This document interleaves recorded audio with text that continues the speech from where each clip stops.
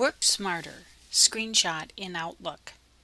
This has got to be one of the best tips out there. Screenshot is available in all Microsoft products, Word, Excel, Outlook, and PowerPoint.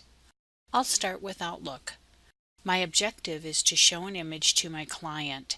For instance, the options that you can find to customize your quick access toolbar. Notice that my cursor must be in the body of the email.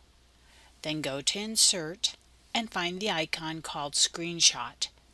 Click on the small arrow beneath the icon. All your open windows are in the top area and can be selected, but I'm going to go right to the screen clipping choice. The present email momentarily disappears and I quickly go to the icon that I want to display and click on the arrow to open the drop-down items.